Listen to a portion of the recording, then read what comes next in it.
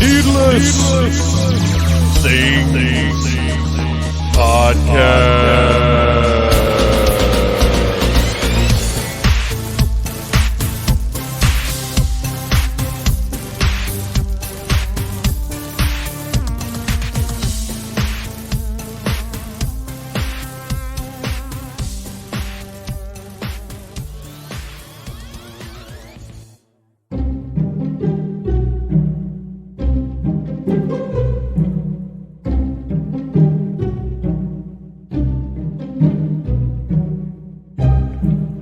Greetings, Phantomaniacs! Welcome to the boost episode of the Needless Things Podcast, where we talk about terrifying toys, monstrous movies, mortifying music, and all manner of pop culture spookiness.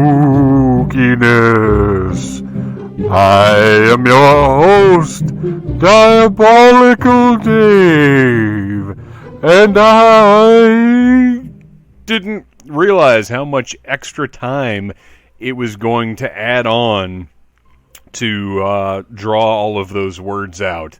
But anyway, I am glad to be here once again with you guys, celebrating the spooky season. We're heading right on into Halloween, which is on a Sunday. You know, something I hadn't really thought about because last year was the pandemic and we didn't really have much of a Halloween. And my son, matter of fact, the day I'm recording this, my son turned 14. So trick-or-treating isn't quite the imperative it was a few years ago. So I hadn't thought about, Halloween is on a Sunday, and how rotten that is, and was when I was a kid, and how you'd have to, like, go out on Friday or Saturday night, and then on Halloween, it's just a normal night where you got to go to bed early and go to school the next day. Halloween on Sunday is just the worst. Can't stay up late and watch spooky movies. You can't do anything. You just got to go to bed and get ready for school. Ugh. Worth noting, I thought. Another thing worth noting is that I have the incorrect show notes pulled up right now because I needed my little intro spiel. All right, here we go. Now I've got my proper show notes with the things that I want to talk about. I want to talk about the Puck and Puppet Show. Last Saturday night, I attended the Halloween Puck and Puppet Show at the Village Theater in Atlanta. Hopefully, I will be back for the Christmas Puck and Puppet Show. That is my plan as of now.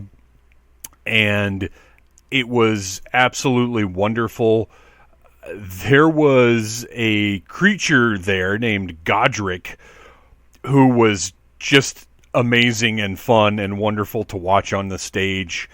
We had a blast. I hosted games because that's what I do. Well, I'll do anything if you'll give me a microphone, but I hosted games. I had a great time playing around with Bo on stage, and just it was so wonderful to get out and to do a thing and to have fun. If you weren't there, you missed my sexy Michael Myers dance, and I'm sorry for that, but maybe you'll make it to the next one. All right. Please check out the Needless Things YouTube channel. This week, reviews went up for the new Papa Emeritus figure from Super 7, the Violator from McFarlane Toys, and this is a little goofy. So the King Diamond Super 7 Ultimate, I put that up on Thursday because it was originally supposed to kick off Halloween. And I'll tell you guys this because we're all pals here. We're all friends. I don't keep any secrets from you. So this is cut out of the video because normally I don't mind looking dumb because it's funny. It adds to things. It gives people something to comment on or whatever. But this was too dumb. So I'm opening the King Diamond Super 7 figure, and it had been a minute since I opened a Super 7 figure, I think. and all the accessories were like really jammed into the plastic tray. Like, you know how normally you just sort of pop them out? I could not get his hands out. It was just a pain, and I'm on video. And that's one of the elements of doing the live unboxings, because I'm doing toy reviews, but part of the element of it and why I, have decided, okay, fine, I'll use the term unboxing, is that opening it up, that first reaction, that excitement, capturing that, I think adds something to it, more, rather than it just being a clinical toy review. So that's why I kind of embraced unboxing, even though I hated that term early on because it just sounds so doofy to me. But I realize now that's a big element of what I want to put into my toy review videos. So anyway, I'm unboxing this thing, and I have trouble getting the accessories out. And then the figure is just being an absolute bitch, will not come out of the tray. I'm like bending it in half. I'm afraid I'm going to tear this thing apart. It's ridiculous. I'm struggling. It's making all kinds of horrible plastic tray noises. And that's the thing, is you're on video, so you're trying to do everything sort of quickly because you don't want your viewer sitting there like, just, okay, let's get this thing out of the tray now. Can we make this happen? What's going on? This is boring. You don't want that. But you also want every step of the process. Finally, I realized there's one of those stupid plastic tab things. As a matter of fact, it might have even been a twist tie. It might not have even been those new stupid tabs around his freaking waist, but it's like translucent, so you cannot see it. It's just above his belt. And I should have been aware it was there, but again, I'm filming the video. I'm trying to get the thing out. I'm focusing on I don't know. I don't know how I missed it. It's insane. So I'm losing my mind because I know I want to put this video up because this figure looks incredible.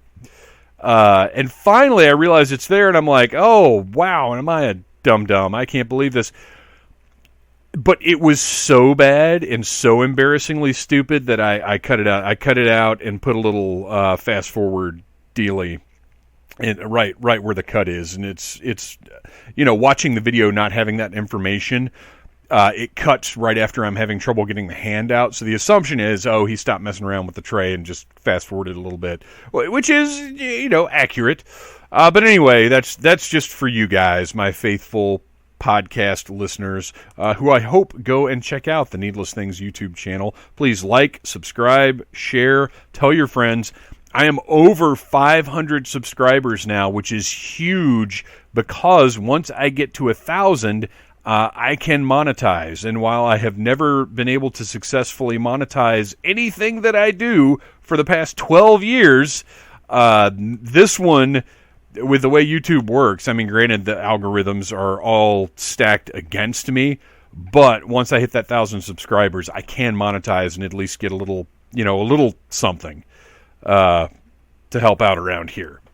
Because all of this stuff that I do for free for you guys costs me a not insignificant amount of money. All right, last week, this week and last week, lots of special bonus episodes popped up, just timing-wise. Last week, we put up a special bonus episode that was a review of Halloween Kills. We all hated it unanimously. The review, we don't just slag it. We try and look for some positives, and we find a couple.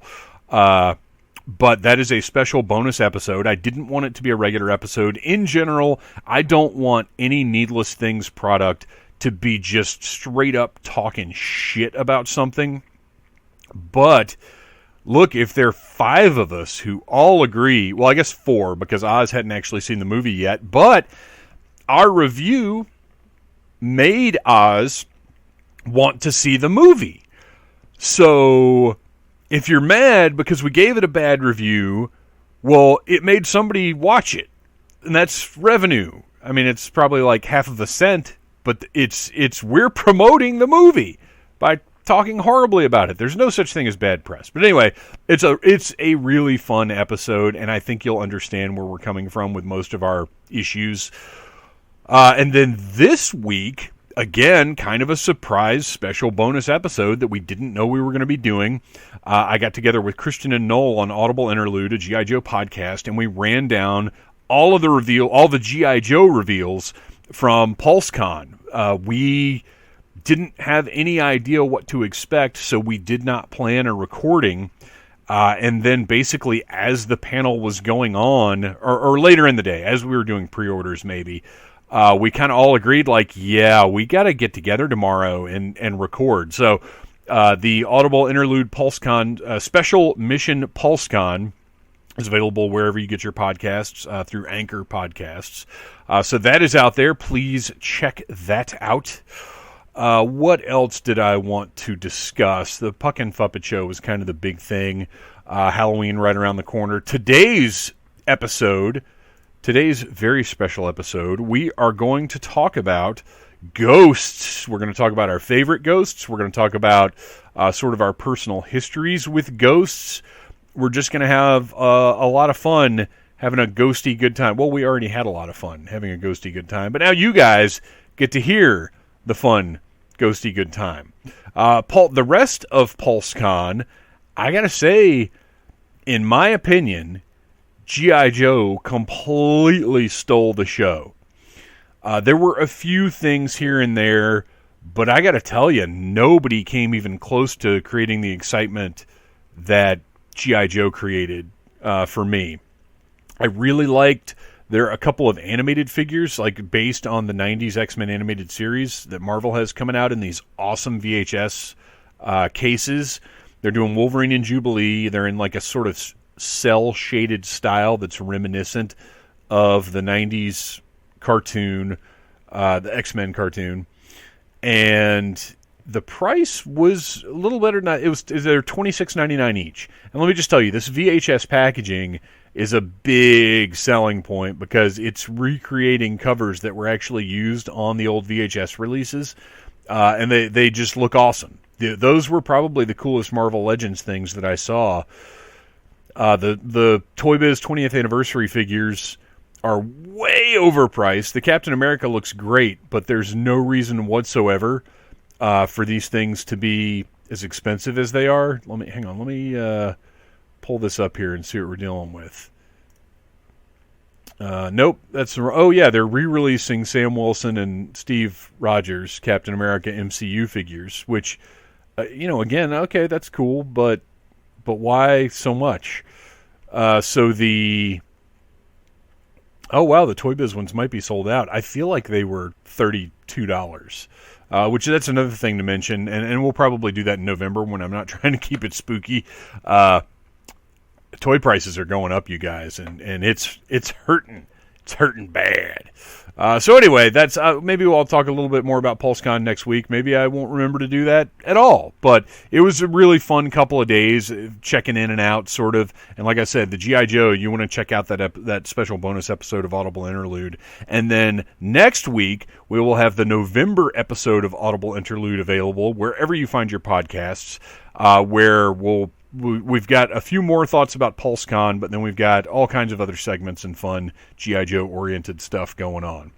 So check that out. People who don't even like G.I. Joe, or aren't even necessarily G.I. Joe fans, enjoy the show. So that's a pretty good endorsement there, right?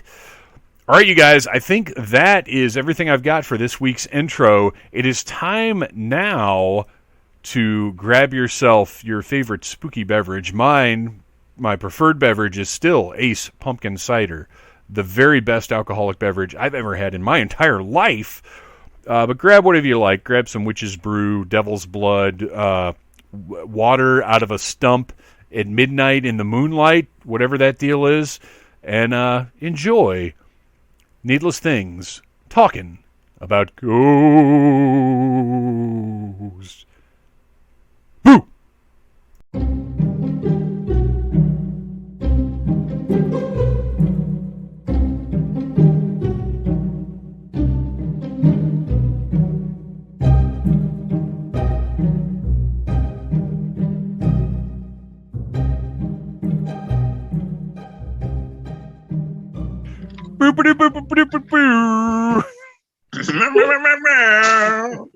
It's Halloween, and it's time for Needless Things special Halloween episode. This year, I wanted to do something that paid tribute to perhaps the most classic and traditional of Halloween-y characters, and that is the ghost.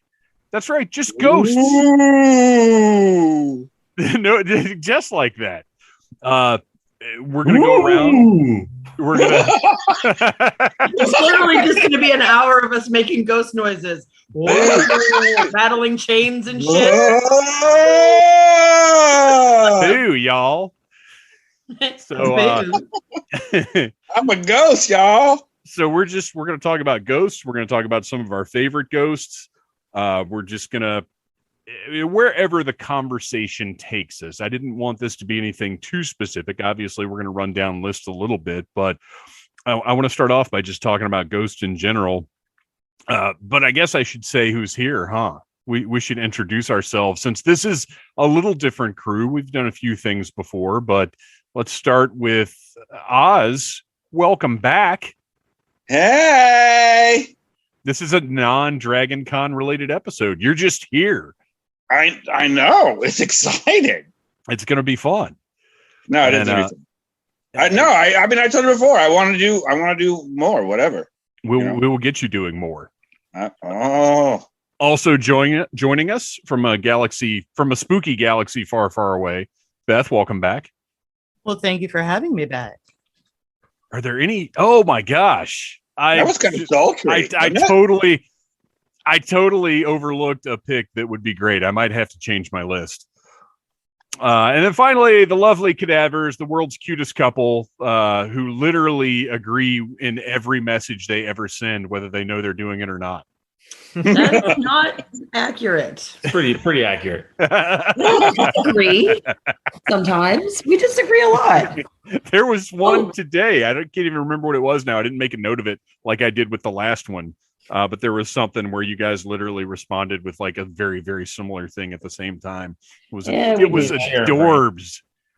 If anybody I just realized that my nails, my thumbs both say boo. Look. Perfect. Oh my God. Excellent. That's perfect for the listeners. Can you see this, listeners? This is very exciting. My thumbs say boo. And I have ghosties and spooky nails. So we're going to talk about ghosts tonight, as was mentioned. But before we get into sort of our favorite ghosts, do you guys remember? Because my assumption here is most of us will have discovered ghosts kind of in the same place, or like the idea of a ghost or whatever. I think most of us probably from Scooby-Doo. That was our first exposure to experience with ghosts, except for Oz, who likely saw a ghost etched on a stone tablet. And except for Ryan, whose first experience was probably the Scooby-Doo movie.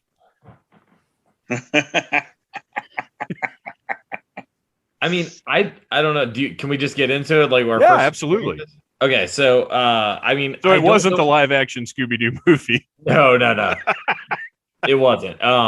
So I just remember very early on, and I think it's because like my dad and mom are both like a little like superstitious, and like they like I kind of grew up just believing that ghosts were like real, like it was like a thing, like something you were going to have to deal with. Like it's like quicksand. It's like it's going to be everywhere. It's just how it is. Oh, quicksand, dude. Yeah. Yeah. So I just accepted that, like, yeah, people die and sometimes they turn into ghosts. Like, whatever. That's how it is. But like, I've had plenty of ghost experiences as an adult, or at least unexplained experiences as an adult. But like, I do remember as a very, very small child, probably like 4 or 5 is one of my earliest memories. So this was like a year or two ago. Yeah. But at my old house in Warner Robins, I remember getting up to go to the bathroom in the middle of the night and walking down a hall and seeing a green face in the bathroom staring back at me of a man. That's horrifying. Just a face. And are you sure it wasn't your face? No. Yeah. My face isn't green. Well, yeah, but how drunk were you at the time? I was 4. So very drunk. Very. I missed that part. Apparently, it was one of my earliest memories, but like I remember seeing a green floating face down the hall from the bathroom staring at me. I screamed, I ran to my room, like my parents were like, "What's going on?" And I'm like, "I saw somebody like in the bathroom like staring at me." And I still don't know what it was. Like everyone, It was the neighborhood pedophile. It's looking into the window. Why are y'all not listening to the full story? He was floating in green. Because it was just another drunk ass 4-year-old Ryan story. Yeah, you know, all those drunk ass 4-year-old Ryan stories. But yeah, it's little whiskey, you know. Ryan, they used to call you. Yeah. Oh yeah. So I don't know. Oh, green space. I don't know if there's anything to that, but I remember the image clearly, or at least what my brain thinks I saw. So yeah. Now, did you ever see it again? No, not that particular thing. I've had other things after that, but I don't know. I'm skeptical, but I do believe in a lot of shit. Right. I was my first. Obviously, I brought up the Scooby-Doo because I think I'm pretty sure that was my first real, like, here's what a ghost is. Even though, for the purposes of our conversation tonight, Scooby-Doo does not count because usually those ghosts are actually people. And we're just talking. Zombie Island, it was always somebody in a costume, right? And they changed that over the years. But tonight we're only talking about real ghosts. Did you just see a ghost? What just happened? The dog was making a noise. I was trying to shut her. Nicole just got this crazy look on her face. Wow. What? So anyway, and throughout life, because I've always been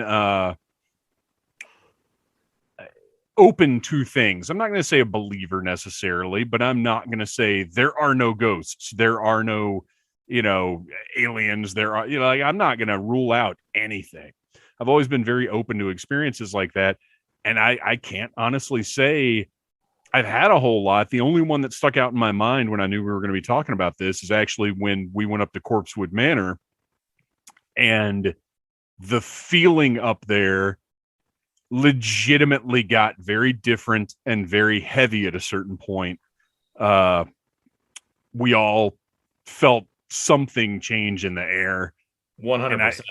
Yeah. And that's really the only time I can for sure say that I experienced something that could be considered outside of the norm. And I've always, my whole life, I've had my eyes to the sky for UFOs. I've been in dark places, and I've been in like creepy, I've been in creepy like basements and stuff and abandoned buildings that were like, I've had feelings of dread, but I've never had anything that was as distinctive and seemed to be coming from outside of me in the way that feeling at Corpsewood Manor was. Absolutely. Yeah, I agree with that. Like, I still can remember that feeling, and it was really odd. It was very intense and very different from anything that I'd felt in my life. Yeah. Who else? Whoever. So, as far as like when I became aware that ghosts were a thing, like my mom was always really like kind of hippy dippy, and would really believe in like entities and ghosts. And I remember her telling me stories as I was a kid about like some ghost experiences that she, said that she had. So I think it was my mom that really kind of got those ideas into my head. And as far as me personally, the first time I really feel like I had a significant experience was in high school. I was like 16, 17. I was driving age. And there was, and this sounds like an urban legend, but there was an abandoned insane asylum in like a town over from where I went to high school. It closed down in the 1970s, and the stories, of course, the story in my high school was that it closed down because a doctor went crazy and killed 6 of his patients. I think that's the only reason they close asylums. Yeah, I think it closed because of funding issues, but that's not as fun. No. Yeah. So it was one of those things that like the teenagers would go and check it out and stuff. So one night, we went down there. We climbed in through a broken window in like the basement level. And it is an intensely spooky place. On the basement level, there's a whole bunch of like solitary cells with like metal doors and tiny little windows in them. Super creepy. There's still like all the equipment is still in this place, or was still in this place, which is really weird. There's all these like old timey like wheelchairs. There was cribs. Like the shock therapy stuff? No, I didn't see anything like that. It was just like random equipment. Some of it was like, a lot of it was broken because like kids would go there and vandalize stuff. Right. But there was wheelchairs there. I remember very distinctly there was a couple of cribs, like baby cribs, but they also had bars on the top, which, because again, this was from the 70s. So mental health treatment was very different then. Right. Well, and also It's Alive. You got to remember how many It's Alive babies were being born Apparently, back in the 70s. In the 70s. apparently No, in Meriden, absolutely. Connecticut in the 70s, a lot. Yeah, Because there tons was of like two of these things. It was very weird.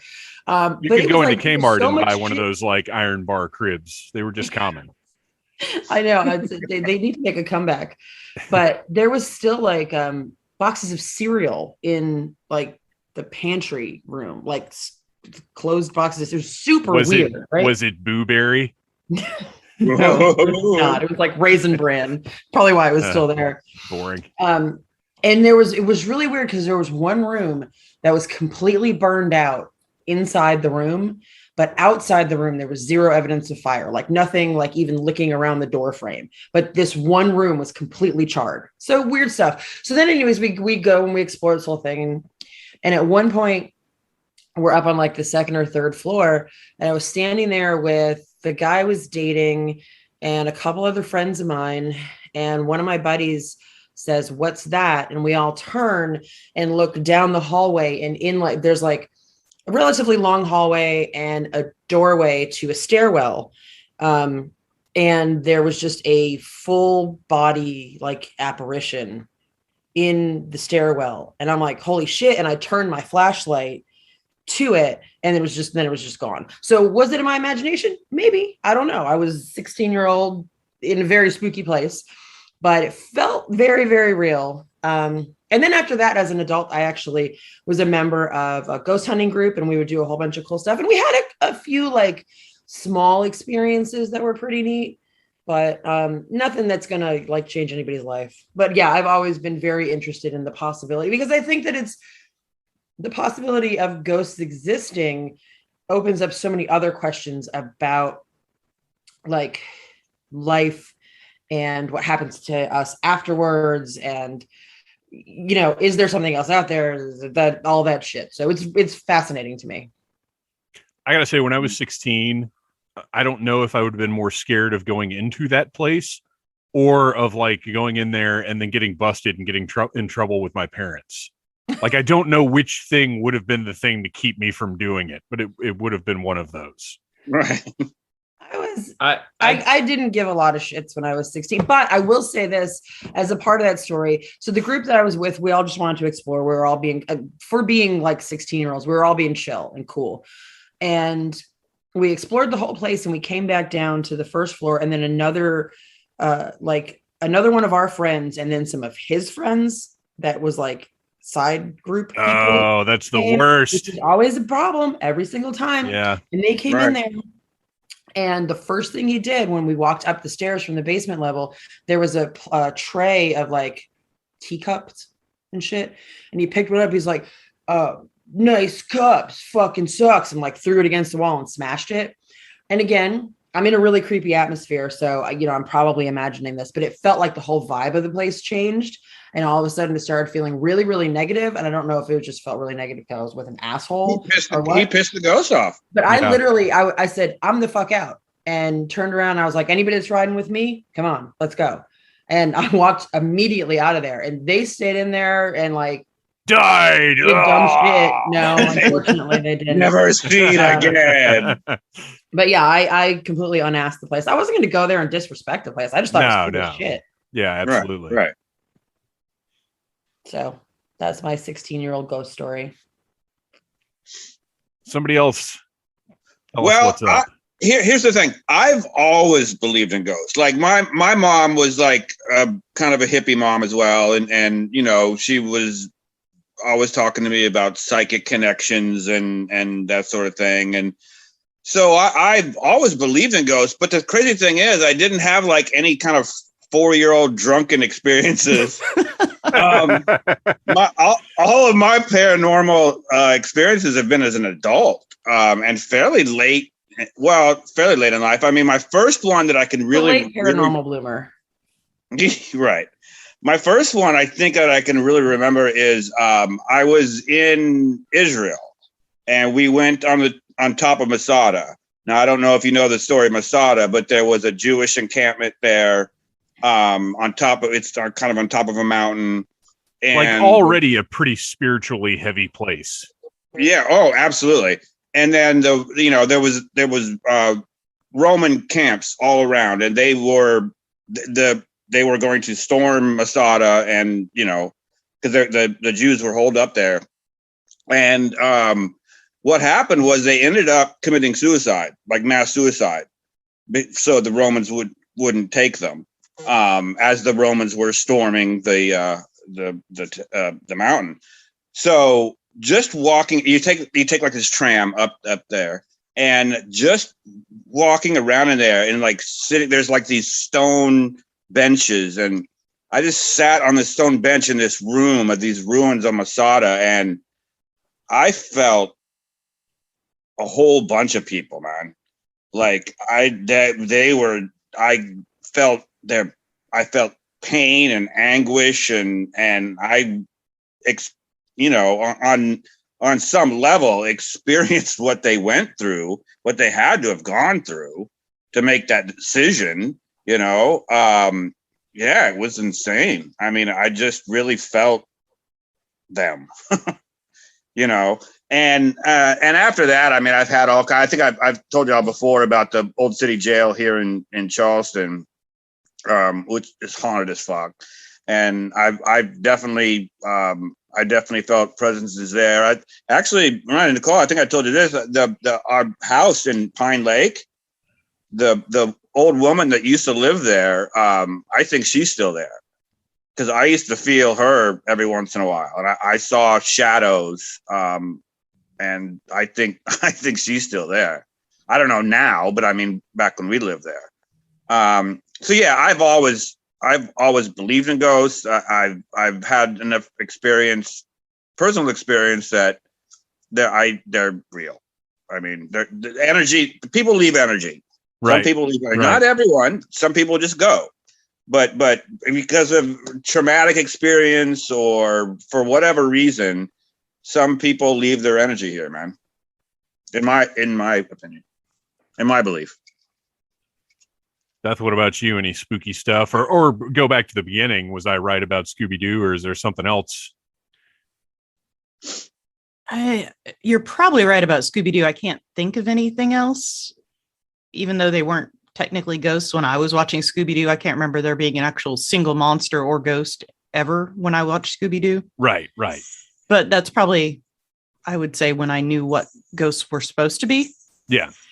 And Terry always calls me the Scully to his Mulder, but it's not that I don't believe. It's just that I've never had anything happen. I'm open to it. Like, we've toured the cemeteries in Charleston at night, and we've toured St. Augustine and the fort there, and all that's supposed to be haunted. And, while Terry is like, every picture he takes, he's like, ghost orbs. It's a lens flare, honey. There's a ghost behind you right now. Your door is moving. Your door is opening and closing. It better be a kid. Hey, you may not have a PKE meter, but Ryan can tell you a really cool app. It's ghostapp.com. Is it 100% accurate? And yes. When a ghost is in the vicinity, it goes. Then it's a party ghost. It's a drunk baby ghost. That is the best kind of ghost to find. All right, so now we're gonna talk about our favorite ghosts, and we've each got lists, and some of us even have notes to sort of run around and just talk about some of our favorite pop culture ghosts. And I'm curious to see what you guys have come up with, where you've drawn from, because obviously they've permeated every form of media, cartoons, TV shows, toy lines, like everywhere you can find ghosts. And I'm interested to see where you guys pull your different ghostly figures from. So let's start. I didn't do my list like I normally do. Oh, shit. Hang on, I need my note card. I got to keep track of who says what and when.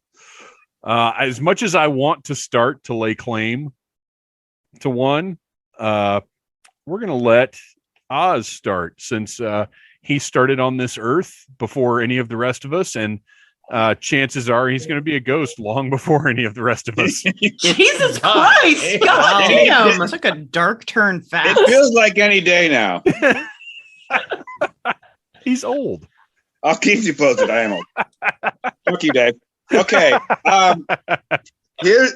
Okay, so you're talking about Scooby-Doo. This is kind of your first ghost experience, or ghost, introduction to ghosts. Well, mine was actually Casper. Okay. Which is, well, that's because Casper's been around since the 40s. What?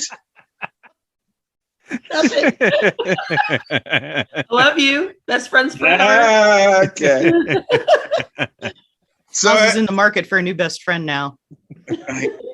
Oh, no, I'm not. All right, listen. So there was this TV show in Phoenix growing up when I was a drunken 4-year-old, and it was called the Wallace and Ladmo Show. Right. What? And it was like a kids variety show. They did like little games and stuff and whatever. And they showed cartoons. Well, one of the cartoons they showed was Casper. It was actually, I think, the new Casper cartoon show, which was the second kind of version of Casper's cartoon. Before it was comics, obviously. I think in the 30s it was first, whatever. Yeah, I think he started in oh gosh, what is the company called? Is it Harvey Comics? Harvey, thank you. Yeah. And so anyway, that was my introduction. Now, obviously, Casper is a very friendly ghost, and he wants to be everyone's friend. Of course, he had his uncles who were trying to get him to be the Boo Brothers. Ghost. What's that? The Boo Brothers. The Boo Brothers, right? Trying to get him to be an actual scary ghost, and he had, no truck with that. He wanted to be a friendly ghost. So Casper was definitely my first introduction to ghosts. And now it's obviously not a scary ghost, but I was just a drunken 4-year-old at the time. So, but yeah, there was, I now the thing is, I've never seen the 95 film Casper with Christina Ricci and whatever. Which is kind of sad because I really like her. But did any of y'all see it? Yeah, it's good. I didn't see it, and I really like. I've never seen it. I think I've seen bits and pieces of it, but I haven't seen the whole thing. Yeah, I kind of want to. Yeah, I like that movie. Yeah. I want to. I think I may have seen bits and pieces as well, but I mean, after looking into this, I was like, oh shit, I need to go and actually watch that whole movie. So I might do that. So anyway, that's mine. That's my first one, Captain. Well, and Casper's a great pick because, I mean, obviously he's a character that's endured for decades now because, like you said, started off in the Harvey comics whenever the 30s, 40s, whenever it was. Maybe the 60s. Is it 33? Was it really? 33 was the first, yeah. Oh my gosh. So yeah, and still, to this day, Casper shows up.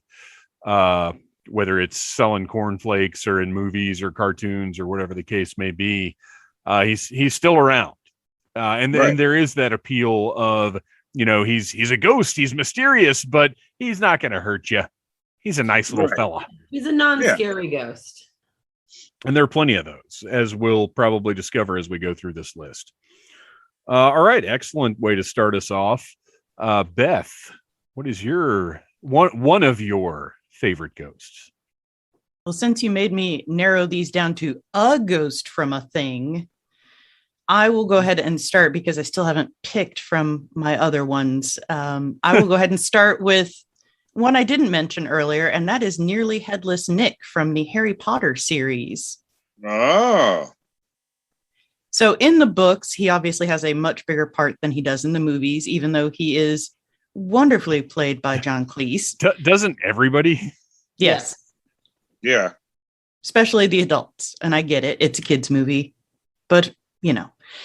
So Nearly Headless Nick in the books he has a death day party, which is mopey and horrible. He's trying desperately to get invited to the headless hunt, which sounds like a cool thing to be involved in. They show a little bit of one of them in the movie, but not enough. He is also extremely helpful and gives them all kinds of hints all the time to things, helps lead them in the right direction, but then helpful in a more kind of paternal way in that when Sirius Black dies, he tells Harry that, you know, ghosts are here because they're not happy. The happy ones move on. The content people move on. And Sirius would have moved on and not become a ghost, which was kind of heartbreaking a little bit all over again after you're just getting over the death of Sirius Black. Right. So I think all the ghosts from Harry Potter are pretty good, but Nearly Headless Nick is the standout, obviously, because he helps them the most since he's their house ghost. Yeah, in the books, he's like one of the best supporting characters, but then to be played by John Cleese in the movies, like even though he didn't get much to do, it's great. Like that's a pretty solid piece of notoriety. Mhm. And if there somehow had been a Harry Potter like NES game, Nearly Headless Nick would have been the character that like sort of floated out and just floated for a second in front of your players, like your little characters on the screen, and gave you a text bubble tip and then like floated away. Right. He definitely would have been one of those. I'm thinking of the style of like the DuckTales game. Yeah, he's Oh, yes. like the house uncle. Like he really does. He helps out. He cares about the kids. He's a pretty awesome character. Another friendly ghost. That's really cool. Yeah. He is a friendly ghost. Absolutely. I have some scary ghosts coming up, but I thought I'd start friendly to keep with Oz's vibe. We got to ease into this. We don't want to scare Ryan. I'm already scared. He'll spill his drinks everywhere. All right. So Ryan, you're up next. Yeah. So I got to go with the ghost of the most, Beetlejuice. I mean, he rules. Beetlejuice is classic. It's one of those movies that I revisit every few years, and I'm like, damn, this movie really holds up. It like gets better every year. I don't know how. It's solid. Yeah. I have a long history with Beetlejuice. I remember I watched it a lot as a kid. I also grew up with the cartoon. So I still love that cartoon. I love the animation style of it. The Beetlejuice cartoon I thought was great. I think I may have even seen the cartoon first and was like a little confused at why Beetlejuice was such a dick in the movie, but he was kind of cool in the cartoon.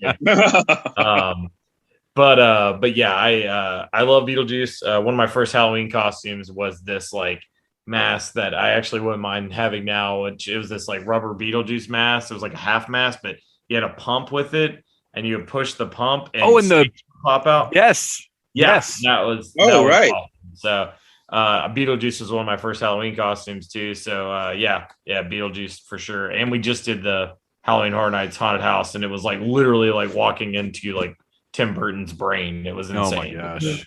Really cool. Yeah, Beetlejuice was one of my picks. But I've got plenty more.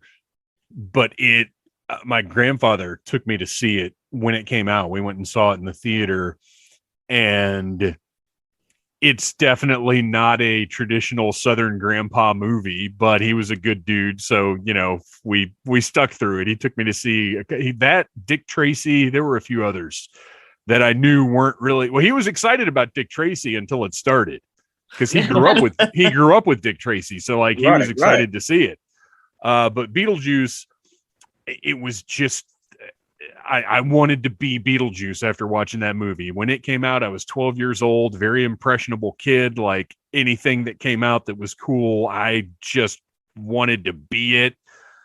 And it was such a unique, strange thing. And I think when it came out, I had no idea it was the same guy that directed Pee-wee's Big Adventure. Like, I don't feel like that was knowledge I would have recognized in any way. Probably didn't really know who Michael Keaton was at the time. I wouldn't imagine, but it was. I just felt this movie was so me. Everything about it spoke to who I felt like I was, who I felt like I was becoming, the things I was interested in. And it's just a remarkable thing that it even happened. The look of Beetlejuice, his makeup look was designed by V. Neal, who is a Hollywood makeup legend. Right. And I mean, look at what he got. You mentioned the animated series, but he also was incorporated into a Universal Studios stage show with the Ghostbusters. Yes, I remember that. I got to see. Oh, really? I believe we went in 1990, and I got to see that stage show. And even then, I thought it was terrible because I didn't want this like ridiculous musical thing. I thought it was going to be like in hindsight, I just didn't have the life experience to appreciate it like I should have. But an interesting note that I found while I was looking stuff up for Beetlejuice is originally Tim Burton wanted Sammy Davis Jr. to play Beetlejuice. What? That's wild. That's really wild. Is that real? Yeah, that is real. David Geffen is actually the one who recommended Michael Keaton, who Tim Burton was not familiar with at the time. And obviously their relationship, went on from that point. But it's just this magical, unique movie that, Ryan, like you said, holds up to this day. Like it's timeless. Yeah, absolutely. It's obviously still significantly popular because they just did the haunted house this year. And absolutely. Halloween has Beetlejuice shit everywhere now. Yeah. Right. Yeah, it's just, if you go to Spirit Halloween right now, one of their big features this year is Beetlejuice. Yep. NECA has done an action figure. I sure wish they'd do a new one. I do too. Loyal Subjects is doing new figures based on the cartoon. Cool. Yeah, it's a tremendous movie, and I think part of the timelessness of it is that almost all of the prosthetics and effects and everything are practical. Burton wanted everything to look sort of cheap and campy and tawdry. So when you look at it, it doesn't look like it's of its era. It just exists as its own weird thing. It just feels like Tim Burton's thing, like his universe of because to me, like that and Edward Scissorhands and a lot of his early stuff all has this look that's untouchable. Like it's like a parallel dimension. Yeah. It's very absolutely.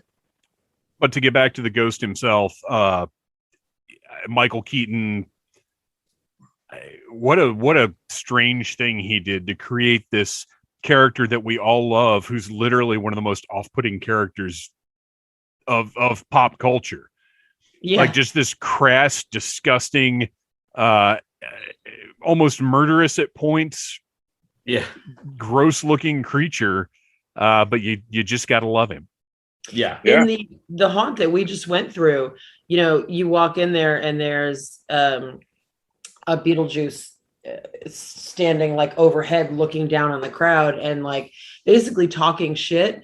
And as we're going through there, he starts aggressively and grossly hitting on me and talking shit to Ryan as we're going through. He like Beetlejuice was hitting on you? Oh yeah. It was Beetlejuice was trying to pick her up. Yeah. That's kind of hot. As we're walking through and he's like saying shit to me and then he starts talking shit about Ryan to like win me over. It was so funny. Yeah. It was actually like, I was like, this is a dream. Yeah. It was great. Any other thoughts about Beetlejuice? I actually had the movie down, but I had chosen the Maitlands just because I love their bumbling innocence and the way that they, even with a handbook, can't figure out how to ghost. Yes. Right. I find them more endearing, and I think obviously that's the point, is that they are supposed to be endearing to Beetlejuice's grossness. But I find so naive to his endearing. Influence. That I will say that seance scene with her face, like all like that still creeps me out. Like when she's getting all crumbly. Oh yeah. Wasn't it right? Yeah, it's upsetting. It is when they start withering away. It is, and I think the worst part of it is that it's not like Otho is upset. It's not really what he wanted when he sees what he's doing. He doesn't want that. Very, very effective the way that everything in that movie was handled. Absolutely. Beetlejuice is a legend, one of the all-time greats. Yeah, it had to be mentioned. Yeah. All right, Nicole, you were up next. I've got so many good options, but I think I'm going to come out the gate strong with Candyman. Oh, interesting. Because he's not probably usually thought of as a ghost. No, I thought about it for a while before I added him to the list. But, I mean, he's dead. He's been dead for a long time. He doesn't necessarily haunt, but he sort of does, because you can go to a place and summon him. Yeah. So it's not like he's really just anywhere. He's tied to Cabrini Green, and you can summon him. So, I mean, to me, like, a spirit that is tied to a place is a ghost. Well, and it's very much a case of, because one of the through lines for a lot of haunting or ghost stories is that somebody has drawn the attention of a malevolent specter. Mm-hmm. And that's essentially what you do when you say Candyman, is you're drawing his attention and he attaches to you. So he's haunting you. And he has the perfect tragic ghost story. Yes. Of falling in love with the wrong woman and being tortured and murdered and his hand cut off. And, he has the, like, how could you not haunt a place after something like that happens to you? Right. And he's such a sympathetic monster, Despite having a massive open chest. It's not even a chest wound. It's his whole chest, just open, crawling with bees. Chest hive. Very, very sexy ghost. Yeah, I thought of Candyman because Ryan and I had a discussion as to whether or not the Hook Man was a ghost. And we came to an agreement. He said, he's not. Urban legend. Oh, the hook hanging on the door. That's a crazy. Yeah, one of my I don't think urban that's a legends ghost. ever. But yeah, and I was like, you know what, you're right. He's not a ghost. He's like the escaped mental patient, yada, yada, yada. But then I was like, but there is another Hook Man. Yeah. So it made me start thinking about Candyman. So I was like, absolutely. Real quick side story that relates to all this. When I was a kid growing up in my old spooky house that we used to live in North Georgia, old ass house, my dad would tell me that there was a man that lived there named Jack Cleaverhand. And if I got out of line, he would come visit me. And that's not something you tell a drunk child. That's borderline abuse, Larry. Right. Wow. Pretty funny now, but poor drunken 4-year-old Ryan. Yeah, I was like sitting there all drunk and I was angry. All drunk and afraid of Jack Cleaverhand. Larry, you can't tell him that sort of thing. It's going to upset him. You just can't do that. No, it's okay. I gave him a couple of shots of whiskey. He'll be fine. Yeah, he'll be fine. All right. This is tough. I don't know what I want. I do know what I got. I know what I have to go with first, because I got the rug pulled out from under me earlier today with Beth trying to grab up every single ghost from this movie. They're all great. But speaking of rugs, my first pick is Johnny Bartlett from The Frighteners. Son of a bitch. Oh. This 1996 movie by Peter Jackson featured Jake Busey as the Grim Reaper, aka Johnny Bartlett, who is a serial killer ghost. Also the ghost of a serial killer. If you haven't seen The Frighteners, you got to see it. It's the time of year to watch it. It's another one that, despite having mid-90s effects, the way that they were used, it holds up. It looks great. You don't sit there and think like, oh, this looks like Beast Wars or whatever. Like it looks fantastic. But Johnny Bartlett, not only a terrifying ghost, but you get these two different aspects of him as the movie goes on, because he starts off as a literal visual of the Grim Reaper as he's claiming his victims, complete with a big scythe and swooping through the air with a cloak and looking like a evil skull-faced goon. And then as Michael J. Fox's psychic character sort of uncovers the mystery of what this Grim Reaper is, eventually we get the reveal that it is the former serial killer, the executed Johnny Bartlett, played by Jake Busey, who is we'll just say intense looking dude anyway. Right. And comes from intense genes. He's yes, scarier than the absolutely. Grim Reaper, actually. And the movie takes this interesting turn because it turns out that Johnny Bartlett's girlfriend, who is still alive, totally knows what's going on, is down with him, and they're in this crazy like murder relationship of this ghost and this living human woman, played by Dee Wallace Stone. And just Bartlett is such a unique and interesting, I've said unique like 50 times now during this episode, but it's another case of a really unique idea that's being put on the screen because it's a ghost disguising themselves as a different ghost. It's really wild. And I love that concept. And Busey just has the look to have that sort of macabre, old-timey feel that they're going for with the Johnny Bartlett being the serial killer from a different era. Right. Well, it's such an underrated movie, and people forget without this movie, there wouldn't have been Lord of the Rings. Weta was built up to make this movie. Yeah, right. The effects aren't perfect, but they're so effective. And I don't remember seeing ghosts pushing through the walls in such a realistic, creepy way before this movie. Well, that was what made it so wild is the effects that they used it made rugs and walls and everything look liquid. So the ghost was sort of moving through the environments. And it was something that we really hadn't seen before. And yes, you look at them and you're like, well, it would look better if it was made now, but it doesn't look bad by any stretch. Mm-mm. And yeah, that's a movie chock full of ghosts. I'm sure we'll end up talking about more of them. Yeah, I need to go back and see it. I haven't seen it in forever. But it's incredible. It's great. And it's not just the effects, though. The performances are great. The story's great. Jeffrey Combs is in it as an actually, the creepiest character in the movie is Jeffrey Combs' character. When he's alive. Right. Yes. Yeah. All right. Any more about the Frighteners or Johnny Bartlett? Well, I know we've got more about the Frighteners probably, but Johnny Bartlett? I think we're done.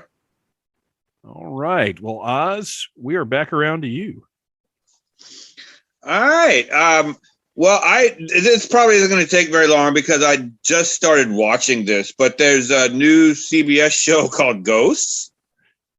It's a sitcom, and it's this couple inherit this house and decide to turn it into a bed and breakfast.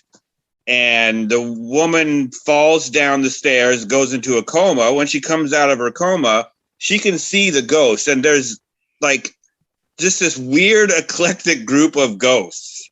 Like there's this 80s camp counselor with an arrow through his neck. There's like this Victorian couple. There's just all these different, there's like this like 90s corporate guy who wears no pants. Okay, yeah. Barring the 90s corporate guy, so far, this sounds very much like an 80s syndicated show. Yeah, very much. Well, apparently it was an English show, like a British show. That makes sense. And I can't recall the name of it there, but this is the American version, much like The Office, I suppose. But there's also a Viking on the show. Like I've only seen the pilot episode. I think there's 3 episodes up now. So I saw the synopsis of the 3rd episode where his bones are discovered on the property, and I guess that's how he got there, or why he's connected to that property. And they want to have a Viking. He wants to have a Viking funeral. He wants to be sent off properly. And then the couple decides that, like, well, we could probably sell these bones for a lot. So hilarity ensues in that. But again, I just only seen the pilot episode. But the Viking character is so like out of left field. But he's played by Devin Long, and he's just a great character. And I'm just getting into it, but I'm already hooked. So I'm as soon as we get done, I may watch the second episode. I'll have to check it out. I've heard a couple of people mention it now, so I'm curious. It was hysterical. The first the pilot was really funny. So has anybody else watched this one yet? No, I've heard of it. Interesting. I'd watch it. All right, Beth, what is your second ghostly pick? Well, I'm gonna up the spooky factor a little bit, I think. And I am going to go with my video game pick, and Sai Kurosawa from Fatal Frame 2, Crimson Butterfly, is terrifying. I assume Ryan is the only one who knows that game and has played it. Yep. Am I wrong? No. I played it because it came out. No idea. It came out while I was working at GameStop, and I remember it being freaky as shit, but I can't say I remember specifics about it. It's one of my favorite series, and they're remastering one of them soon that came out for the Wii U that nobody played because nobody had a Wii U. But I'm excited to check that out. It comes out like next week. Yeah, we watched the trailer for that, and it looks super unnerving. It's like Pokemon Snap, but with ghosts, right? Yes, actually, I was going to describe it as Pokemon Snap with ghosts, but if the Pokemon had like melting faces and wanted to eat you and shit. Ugh, I don't want that. So why Sai is crazy and Fatal Frame 2 is kind of scarier to me is that there's this weird ritual they do with twins in this village, and one of them has to get sacrificed to an abyss. So pro tip 1, if you live in a village with an abyss to hell, move. Yeah. Don't be a twin. Sai basically chases you around the entire game because you are also one of the you are part of a set of twins, and she thinks that you're her twin. So she menaces you the entire game. If she touches you, you die instantly. Unlike the other ghosts where you take a picture of them and they disappear, she just leaves you alone for a little while. She is also wearing a faded white kimono that is completely covered in blood. And you can't actually fight her until the end. And basically, she wants you to murder your sister and complete this ritual. And it's terrifying. And you fight her in the end by taking pictures of her. And the problem with that is you have to let these ghosts get super close to your face before you can take a good enough picture to get rid of them. So she's like there throughout the game, and there's just nothing you can do about it until the end. Pretty much, yeah. That's horrifying. Kind of like Mr. X from Resident Evil? Yes. Okay. X going to give it to you. Except you don't get a grenade launcher. There is no helpful character to throw you a grenade launcher. It's just a camera. No holy hand grenade? Yeah. So you can just kind of push her back with your camera. You can't really kill her until the very end. What is it called? The Spirit Arcana or something? Or the Camera The Camera Obscura. That's it. Yeah. Which is kind of useless against her until right at the end. It's useful against the other ghosts, but still, you've got to let them get right in your face. And it's not pleasant. Real quick. So like when I had a 3DS, there was like a Fatal Frame game that came out for the 3DS. But it was kind of cool because it literally was like Pokemon Go. You know how you'll see the Pokemon like in your house or whatever, but it was like Ghost. So like nice, yeah, like Ghost they are, yeah, yeah. So you'd see like a ghost like in your kitchen, like, and you'd have to battle it. Like it was fun as hell. That's kind of an awesome idea. Yeah, it is. I'd play that. Yeah, they should put it on the phone. Like it would be. Yeah. All right, let's take a quick break and be back in like 5. Okay. All right. Got his meat pockets. Oh, look at that recording. We don't want to talk about Ryan's meat pocket, or maybe we do. Maybe we do. Next episode, Ryan's meat pockets. It's a dumpling from PF Chang's. It's not that weird. You're a dumpling. You're a dumpling. Wow. All right. Back to business in 3, 2, 1. So we could probably spend an entire episode just talking. Oh my gosh, we really could spend a whole episode talking about video game ghosts. We could. I'm writing that down right now. That's actually, That might be a new thing. yeah, we're going to have to do. Matter of fact, that would be a really good one to do if we were going to be at like a horror convention or something. That would be a good panel. Mm-hmm. All right. So any more Fatal Frame 2, which I guess I'll go. I wasn't going to say this, but I guess I'll go ahead and say it because whatever, we're all friends here. The Fatal Frame games were almost like, well, I guess they were like too intense for me. No, because yeah, I was. Oh yeah, no, I get it. When they were out, I was living in an apartment by myself. This is the same time period where I went and saw The Ring in the theater. And when I got home, and this would have been, let's see, when did The Ring come out? Like 2002, maybe? Early 2000, yeah. So, 20 years ago. So I would have been like 25 ish. So I'm a grown man. I'm old enough to have my own apartment. I got home after watching The Ring and I took the TV that was in my bedroom because it was on like a rolling cart thing and I wheeled it out into the living room. I couldn't sleep with it in the room. I was that freaked out. Full grown man. You pulled a poltergeist. I was going to say, it looks like the end of the poltergeist. Well, I don't know about full grown, Dave. Well, but yeah, Fatal Frame, like I remember playing whichever one I played, and I do think it was 2. And it was just like, well, 1, it was slow, but it was fucking creepy. And I was like, I don't need this in my life. No, I actually noped out pretty early. And I watched Terry play the whole thing. Now I've gone back and played it myself since, but at the time I was not down with the scary games and just like, nope. First time I've encountered a ghost, I was like, nope, done. I'll watch somebody else play.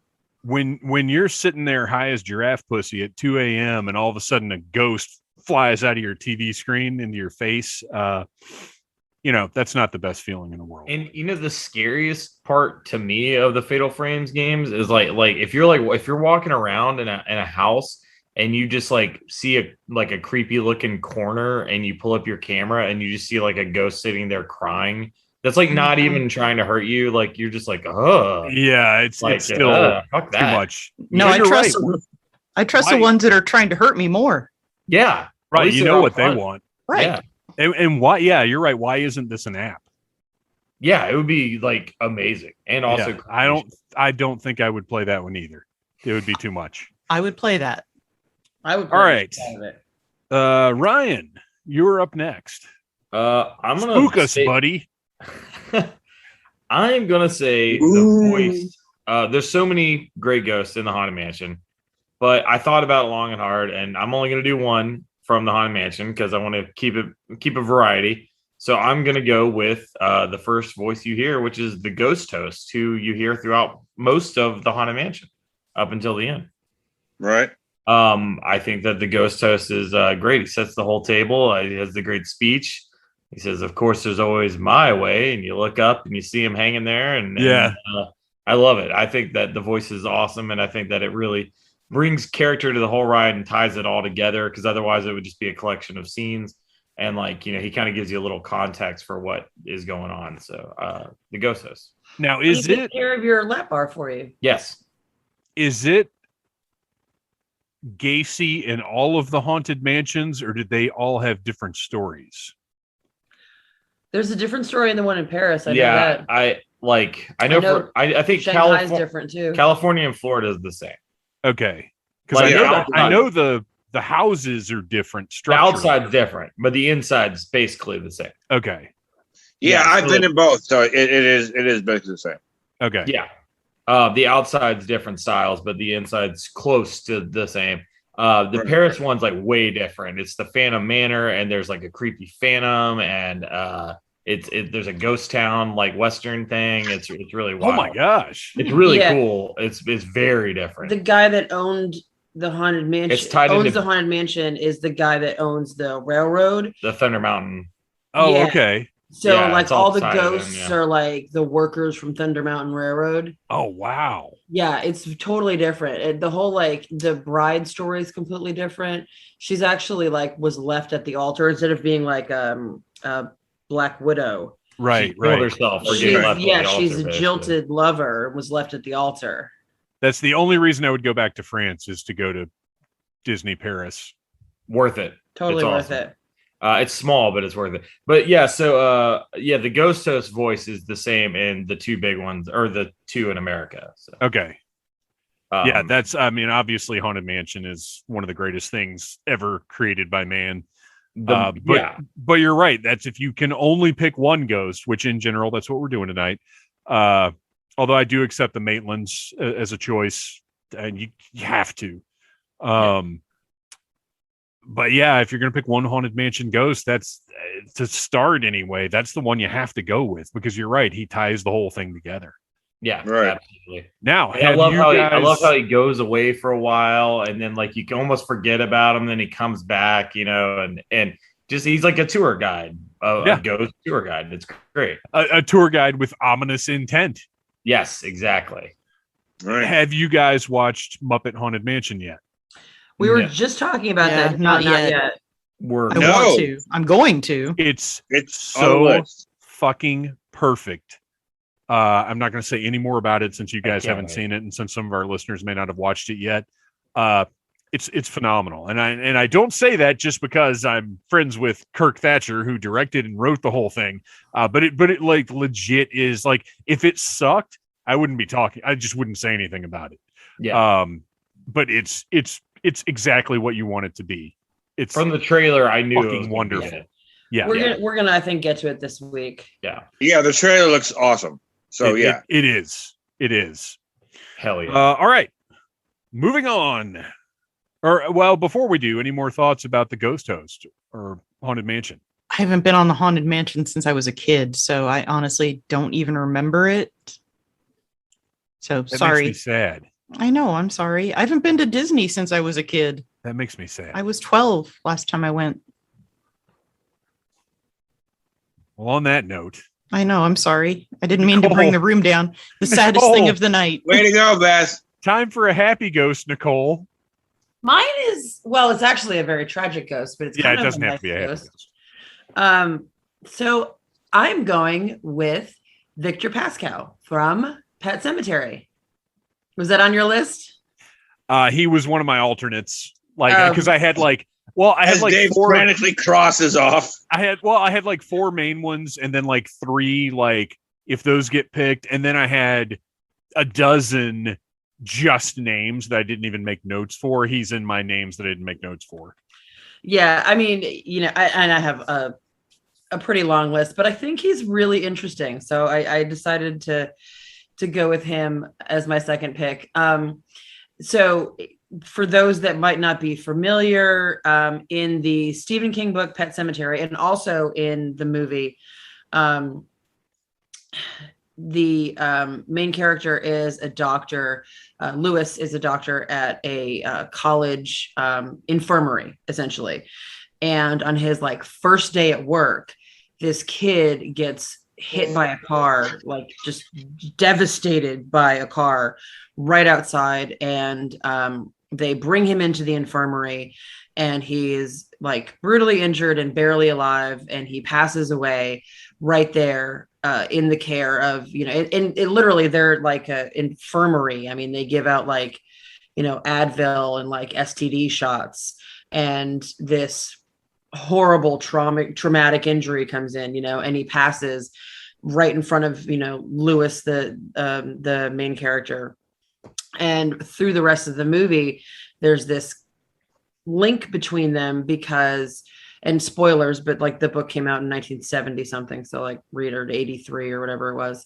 So he has this like kind of link with the daughter, Ellie, who has sort of like some prophetic dreams and some sort of like psychic inclinations, and she keeps yelling about like Pax Cow,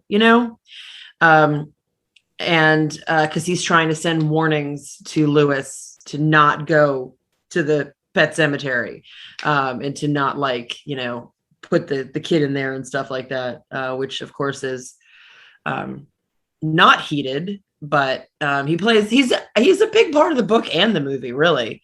Right. But he's trying desperately to be like, this is not the way, you don't want to do this, yada, yada, yada. And he tries to help, but he is very, very much ignored. So he's attempting to be a helpful ghost, but doesn't really get anywhere. Until really at the end, where the daughter is just screaming about this like dream that she had where he kind of appeared to her and is like, daddy's doing some bad shit, which actually ends up getting the mom killed. And it's a whole thing. It's a very sad story. Jesus. It's I mean, the book is the darkest thing ever. Yeah, it really is. I read that book way darker than the movie. It's traumatizing. Well, I mean, the movie is too. Both of the movies, I guess. The only thing left to do is to do a miniseries. Isn't that the Stephen King? The way you get a movie and you get a miniseries and then you get another movie. But Pascal is tremendous because he again is kind of a double duty ghost, because initially you get the shock value of him. Yes. But then he becomes the sort of wise companion, the one trying to prevent doom, kind of like what's his name from American Werewolf in London. Very similar kind of thing going on. Yeah, right. Which I had thought about being on my list. Yeah. And in the movie, he's so alarming because like the makeup on him was fantastic. Grotesque. Yeah. And in the book, the description of him is, if you're a reader, it's one of my favorite books of all time. Like I said, I read it for the first time. I was either 11 or 12 years old. And my mom very specifically said to me, because I read Salem's Lot, and my mom was like, okay, but don't read Pet Sematary. It's way too scary for you. And so I immediately, it was almost like she was like, I'll give you $20. After Salem's Lot, though? Salem's Lot is like, it's my favorite. It's my favorite Stephen King. Salem's Lot is scary, but it's not as traumatizing as Pet Sematary. Pet Sematary, I would agree. I think is one of the darkest, most traumatizing books I've ever read. Yeah. And I went immediately out to the library, got the book, and I mean, like, read it just at like as close to cover as I could with a book that long. And it absolutely blew my mind and simultaneously like fucked me up. Not in like, I didn't have like nightmares or anything, but I was just like, this is way too intense for me at my personal maturity level. But as a drunken 12-year-old. Yeah, as a drunken 12-year-old. But it's always been one of my absolute favorites. And I love Pascal. I had to throw him on this list. I was just like, he was almost my number one choice. Just because he's such a cool and interesting and significant part of that story. I gotta give a nod to old Victor, poor, tragic, dead Victor, who you feel like almost died, because there's this whole idea in Pet Sematary of like the spirits reaching out and kind of causing all of this domino effect. It what it seems almost like they chose him as their portent of doom. Yeah. Like he died to try and stop this horrible chain of events. Yeah, because in every Stephen King story, there's always a force for good and a force for evil, whatever. Yes. And, whether it's like a God and a devil thing or an entity thing or whatever, but there's always a balancing force. And you kind of feel like Victor may have gotten caught up in that and victimized by the good side of the coin. Well, and that's also a recurring theme with King is the collateral damage of the battle between good and evil. Yeah. And he seems very much to be part of that. Right. He's broken my heart many, many times with that. All right. I hadn't thought about how upsetting that was until just now. That's horrible. Read Pet Cemetery again. I think I need a moment. But it'll fuck your day up. Somebody bring me my kitten. Yes. Snuggle. I need to pet a kitten. Yes. I'm gonna lighten it up a little bit. I'm gonna go back to my childhood, and obviously the Wayback Machine. The way back. Obviously, Ghostbusters was gonna come up, but I didn't. I'm perfectly comfortable being the basic bitch through a lot of our music episodes and a lot of the things we do, because I feel like the voice of the common man needs to be represented. But I didn't want to go for the low-hanging fruit. I wasn't going to pick Slimer. Instead, I'm going to choose a great ghost, though. Oh, great ghost. Don't get me wrong. Slimer is one of the seminal ghosts for sure, right. But I didn't want to seminal ghost. I was gonna say. I mean, he does kind of leave seminal. Oh. I didn't want to take the easy road on this. I wanted to go back to it's a bukkake. Well, here we go. Bukkake.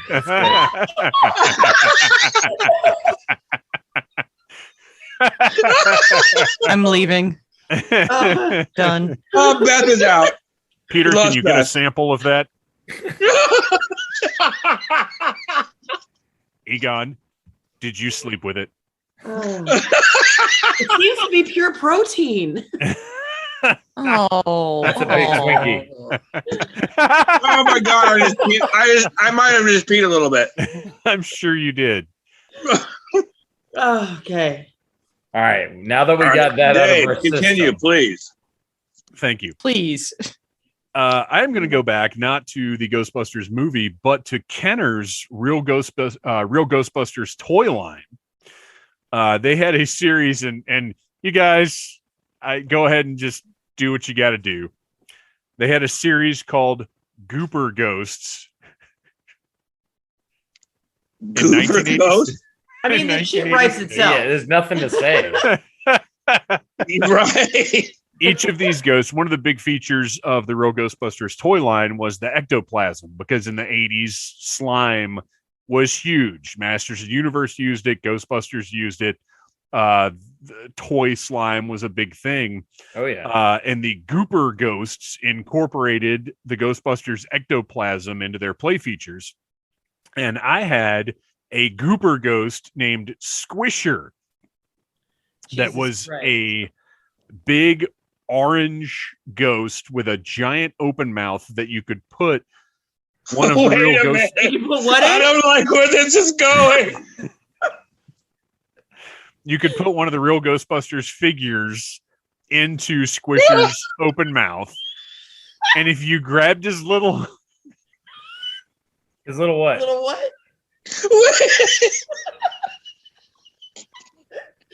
if you went around behind him and grabbed his tail, grab it? Dave, do you have to lean into it so hard? Well, now I have to.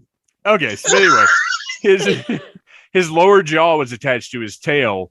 So if you wiggled his tail up and down, his jaw, I made kind of like a biting motion. But where the slime came in is you put the slime in his head, and it was on a plunger. And as you pushed the head down, it would come out of his nostrils and his mouth and drool onto the figure. And this was, I didn't have a ton of Real Ghostbusters toys because it was one of those things. I've talked about this before on the show. G.I. Joe was kind of my main line at the time, and I had a few figures from other lines here and there, but like there weren't any other lines that I had everything. Like I didn't have, I think I had the four main Ghostbusters, this Squisher ghost, and maybe a couple other ghosts, and that was it. I certainly didn't have the Firehouse, the Ecto One, or anything like that. But when I bought this, I bought it with Egon because he was the figure. He was my favorite Ghostbuster at the time, and he was on the box. So, which was probably the reason I bought this ghost too, because like Mom was like, well, you can get a Ghostbuster and a ghost, and that's all you get. So that's what I got. and he came with a can of the ectoplasm, and he worked. Like, it was a great toy. Everything worked like it was supposed to work. Very memorable, weird ghost. And like most of the ghosts in the toy line, it wasn't in the show. Like the real Ghostbusters cartoon, only a couple of things from the cartoon made their way to the toy line. They were almost like two completely different things. Oh, they didn't have the one where you pull on his tail until ooze comes out and covers his friend? They didn't have that one in the show? No. That wasn't in the show. I mean, I thought I might have missed that episode. Was the toilet ghost in the show? No. Okay. Unfortunately, no. Yeah, because that's what it was not in the show. And actually, you know what? Now that I'm thinking about it, I don't know that any of the ghost figures were in the show other than Slimer. But even the Slimer figure was like fucking giant. Like, he was as big as the Ghostbusters. Yeah. And then the Stay Puft he made an appearance on the show too. But like, most of the toys were just from the minds of whoever was designing the toys at the time, which is cool. Yeah, it's awesome. It was always weird to me that Egon and that show, well, all of them look like so different. Like, it was always strange to me. I don't know what made him come to that conclusion of like Egon with blonde hair. Well, Egon in particular, like, he's the weirdest one, because the blonde hair with the big cone on the front, the pompadour or whatever. Pompadour and the rat tail. Yeah. What a combo that is. Yeah, it's like he had one on each side. Yeah. Peter, Ray, and Winston weren't that. I mean, obviously their coveralls were different, but like visually they passed for animation versions of the actors. But yeah, Egon was super weird. Yeah. Do you remember the Ghostbusters cartoon with the fucking gorilla? Yeah, of course. Ghostbusters. That was the Filmation one. Yeah. That was, and the reason that existed is because Filmation had a live action version of that was called Ghostbusters. Yep. And Sony had to license Ghostbusters from them. Yeah. And that's why the real Ghostbusters had to use the real, and then Filmation's Ghostbusters was just Ghostbusters. Right.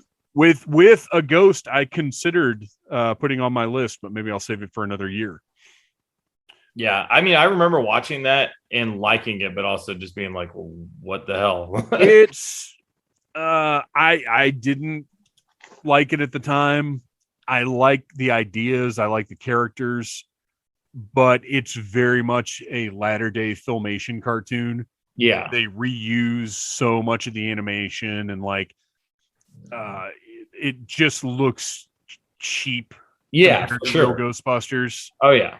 But I do love some of the characters and stuff, and I if I ever had the opportunity to like just collect that toy line, I probably would. Yeah, for sure. All right, let's see. Where are we at? Do we want to go through and do one more round? I mean, I have one more. Why don't we do a speed round? All right. Let's do a speed round to wrap this thing up. All right. Oz, what is your speed round? I don't know if I can do mine quickly, but I'll try. And mine... I've heard that before. Yeah. Hey. Mine, I mean, mine goes back to, like, if you believe in ghosts, because I picked Lavinia Fisher, who I think I've talked to y'all about before. She was the first American female serial killer. And in Charleston, she was incarcerated at the Old City Jail downtown. And I've felt her. Like, I've been to the Old City Jail, and she's still there. Is she like a local? Like, is she like popular locally in your area? Yeah, no, like areas have like their ghosts. She was like, actually her and her husband John were they were convicted and hanged for highway robbery, which was at the time was a capital offense in the early 1800s. So she was never convicted of murder, although she's now, you know, they think she killed several. Because what the legend kind of is she worked at a wayside what the hell is the name of it? The 6 Mile Wayfair Hotel, and travelers would come, and she would give them poison tea, and then there's all kind of like, again, urban legends. Like they would sleep on the bed, they would pass out, they would pull a lever, the bed would fall into a pit with spikes and kill them. None of that has been proven, but they did rob these people.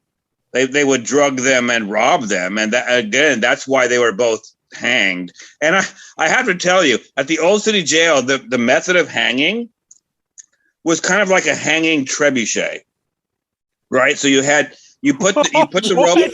God, That's horrifying. You put the rope around the neck, and there was a weight at the other end. So depending on how much you weighed, you would either just choke to death, but there were a number of people whose heads just popped right off.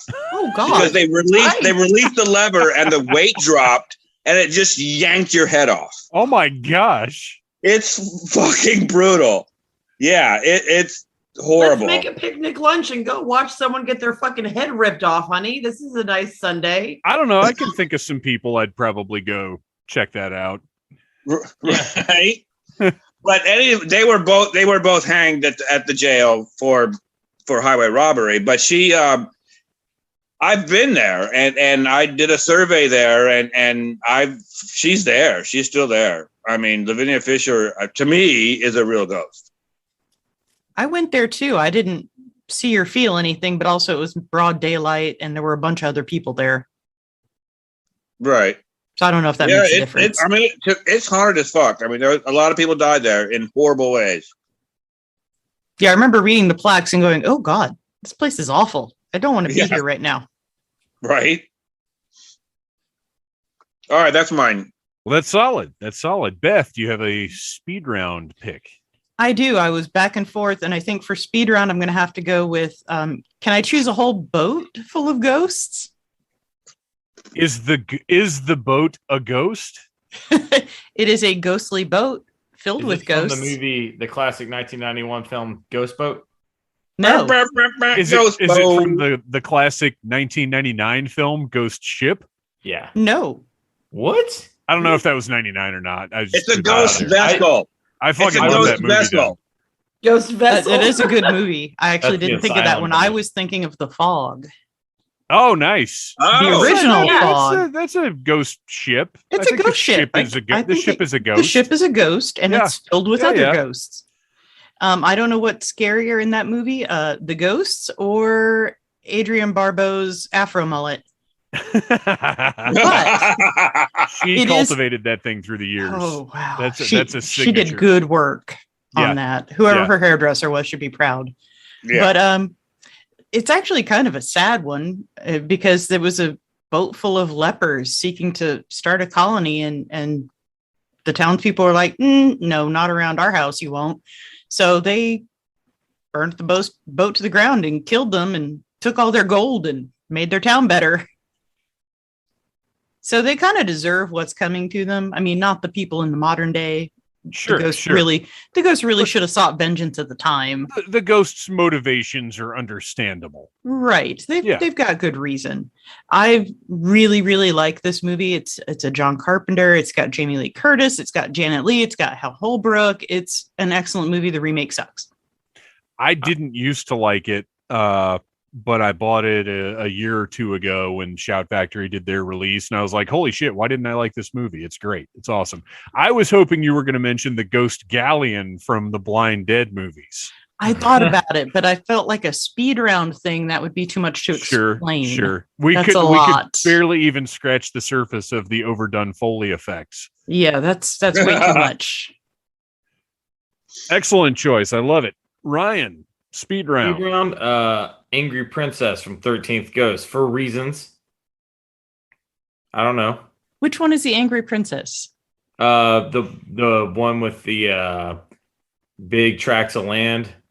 Huge. Oh, right. I almost did a 13 Ghost. Gotcha. They're all great. Yeah, they're all. I mean, really, like 13 Ghosts. Like they're all pretty scary. Yeah, they're all terrifying. Yeah, I like that movie. You just picked the one with the big tits? Yeah. Okay. That's fair. Right? Nicole. I've been going back and forth through the rest of my list, but I'm going to go with Tomas from the orphanage. If you, and I know this is a speed round, so I'll try to keep it brief. If you have not seen The Orphanage, it is one of the scariest movies that I have seen in the last, I don't know, it's I've not seen it. Probably 15 years now. But is it produced by Guillermo del Toro, or did he actually direct it? I think he's the producer. He did not direct it. Yeah, he didn't direct it. Influenced it quite a bit. And I can't, I didn't write it down, but I can't remember the director's name. That's okay. It's the speed round. Yeah, exactly. Speed round. But short version is he's a little boy with a sack on his head, ghost in this orphanage. This woman buys her childhood orphanage. She goes back there. She's got her son. Her son very quickly disappears. And it's this whole like ghost story where she thinks that the ghosts have taken him. I don't even really want to spoil it, honestly. No, don't. Because if people haven't seen it, they need to see it. I've seen it. I remember liking it. It's so scary, and it will stay. I don't even want to. It will stay with you. Watch it and then message me, and like whoever you are listening, watch The Orphanage and message me so we can talk about it. It's absolutely fantastic, amazing movie. I'm going to do exactly that. I'm thinking of the wrong kid. I'm thinking of the kid from Devil's Backbone. Okay, so the Orphanage was hugely inspired by Devil's Backbone. Okay. But it's wonderful. It's really, really good ghost story. And watch it and then message me after you're done at the end.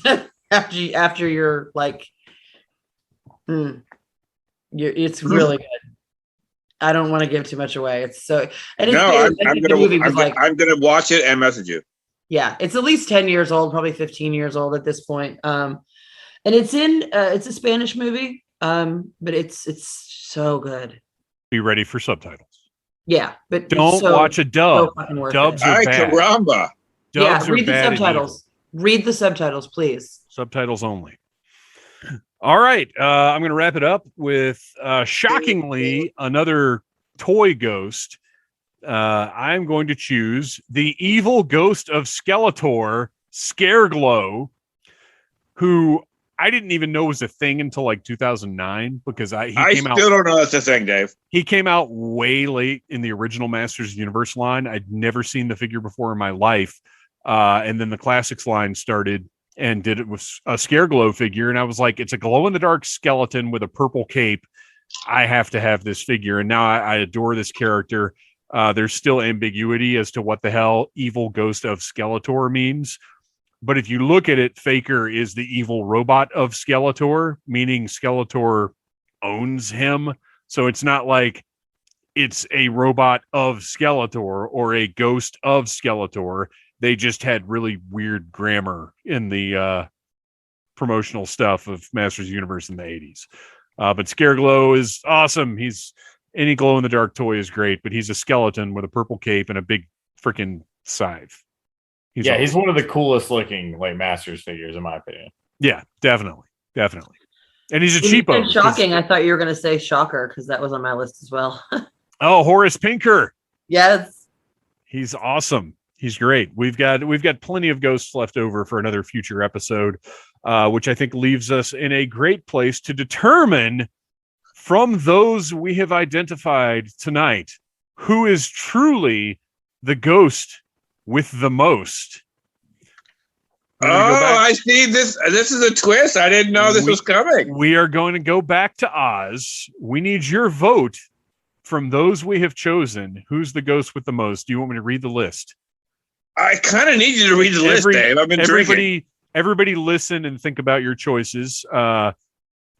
Casper, Nearly Headless Nick, Beetlejuice, Candyman, Johnny Bartlett, the Viking from CBS's Ghosts. I'm pretty sure that one's going to win this whole thing. Was it Sai Kurosawa from Fatal Frame 2? Hey, Fatal you know Frame- what? You know what, Dave? I can stop you right there. Oh, okay. I can stop you right there. Okay. For me, Beetlejuice. All right. Beetlejuice. Don't Ghost with the say it Ghost. Don't again. say it. Don't say it a Don't third say time. it Say it 3 times. Right? We don't Stop need it, that Oz. shit. And don't say all right. Candyman anymore either. We got to be at 4. Shit, you're right. Beth, do you need the list again? I do not. Please don't say some of those names again. I don't need any hauntings. I've got cats. That's enough. I am gonna pick Johnny Bartlett. All right. That's solid. All right. Fucking love the Ryan. Frighteners. I know it's my pick, so it's kind of bullshit, but I really do think No, that's that- fine. I think Beetlejuice is by far. Ma, ma, ma, ma, ma. Oh Lord. Boo-ba-doo-boo. Nicole. Just to be contrarian, I'm going to say Candyman because it was my pick. Well, now your house is going to be haunted by him, so I hope you like him a lot. Fuck. Yeah, that was All right. And I am going to go with Beetlejuice. I think he's not only is the tagline Ghost with the Most, but I think out of what we discussed, and don't get me wrong, we discussed some great noteworthy specters here tonight, but you go up to anybody on the street and give them this list, I think they're going to pick Beetlejuice, and I think that alone stands and says something about his pop culture notoriety, about the longevity of the character. Beetlejuice, 3-2 is the Ghost with the Most. 3 votes for Beetlejuice. That's Beetlejuice. Beetlejuice. Beetlejuice. Now you guys are Go double time. haunted. Hey-o. Have fun. Yep. we're fine. Hey-o. All right. Now, before we go, where are you online? What are you up to? Where can we find you? Beth, why don't you start this? I am co-host of the Execute Chapter 66 podcast, where we talk about Star Wars books, and you'll be able to find me in the next couple of weeks all over the place, apparently talking about Nightmare on Elm Street movies. You are the resident Nightmare on Elm Street expert. Apparently. Who knew? Renowned. I didn't even know that. Oz, where can we find you online? What are you doing? I don't know what I'm doing, Dave. I never know what I'm doing. You're peeing a little bit. I did pee a little bit. You know what? I'm Charles Oz Dillman on Facebook. I'm Oz Dillman on Instagram. Beyond that, whatever. Yeah. And cadavers. Hit us with your ghostly rhythm stick. Yeah, Cast Creatures playing like all over the damn place. I don't, just look it up because like by the time you hear this, Oh, you haven't played in Charleston yet? I know. Oh, Yeah, that's I know. in Charleston's one of the spooky capitals of the world. That's true. Yeah. So Tin You Roof. guys- I'm telling you, Tin Roof. it's like Charleston, St. Augustine, and Silent Hill. That's it. Did you know Charleston is named after Charles Oz Dillman?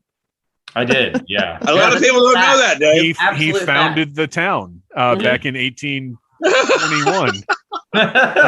Not even his ancestors. You got it was him. You know what? Hey. Oz is my favorite ghost. Aww. You guys are playing tomorrow night to the listeners, October 30th at Sweetwater. Is that right? Tomorrow is not October 30th, Dave. Quiet eyes. Don't spoil the illusion. Yes, What? you're absolutely Did right. I miss something? And it's our Halloween party that we do every year. So dress up and you can win a prize, and it's gonna be a lot of kick-ass rock and roll. So it's gonna be fun. I will be there dressed as Sexy Gizmo. Hell yes. And also check out Neon Warlords. We got new songs about to drop, so the shit's badass. Awesome. Well, thank It you guys. is for, badass, listeners. It's badass. I mean, if you need the opinion of the founder of Charleston, then there it is. Who doesn't? You guys, thank you for sitting down and talking about ghosts. Happy Halloween to everybody. Happy Woo!